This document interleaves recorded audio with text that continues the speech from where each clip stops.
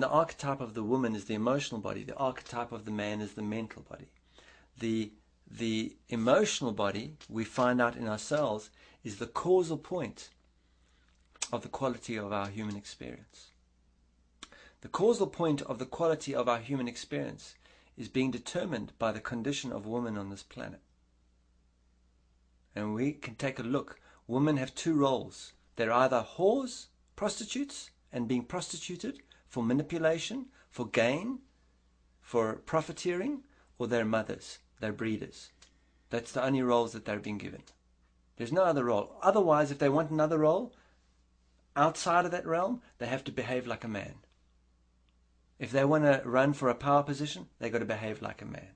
So a woman doesn't even know what a woman is. And a man doesn't know what a man is because a man hasn't yet entered the role or entered the archetype of creating a safe space for a woman to be.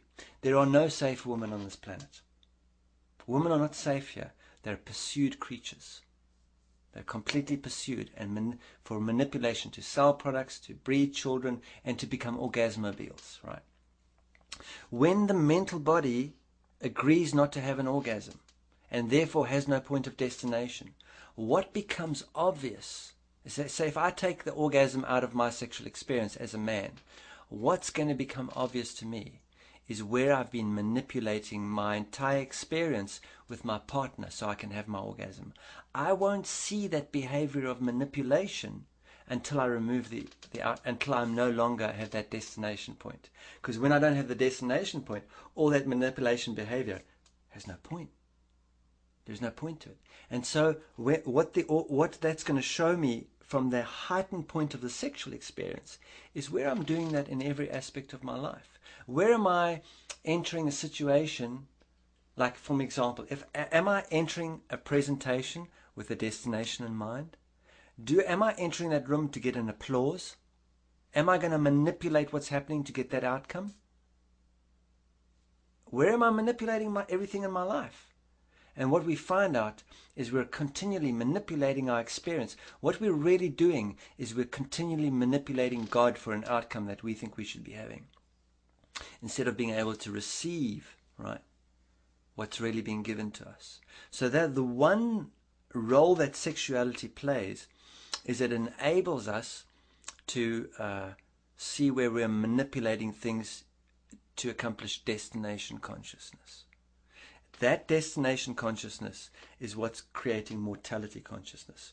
When I no longer have destination, when I no longer have the orgasm as my point of reference in the sexual experience, then I'm no longer entering sexuality just so that I can get my rocks off and get my pleasure. Then if I'm entering sexuality as a way to give and support my companion, then I'm going to enter a journey consciousness. It's more a giving than a getting state. And that will transform my entire relationship with all my experiences in life, where I'm entering life as a journey, not as a point of destination. Most of us, our point of destination is death. Orgasm for the mental body is also death. The mental body has an orgasm, it's dead, right? It's the same with us. We're navigating towards death. For most human beings, they can't wait for death. Because death means, okay, now I won't be married to this person anymore. I'm not going to get divorced. I'm just going to wait until I die and it'll be over, right? Death means I don't have to do this job anymore. Death means I don't have to live in this place anymore. Death means I don't have to... Death is we're just waiting to die so we can get this over with. And that creates a mortality consciousness. Whereas saying, you know what? There's two things that no human being can deny. The one is we don't have a memory of not being alive. That's the one.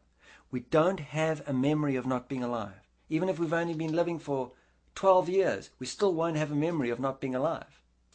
That's the one. The other is the one fact we cannot deny. Only other people die. Only other people die. That is a fact.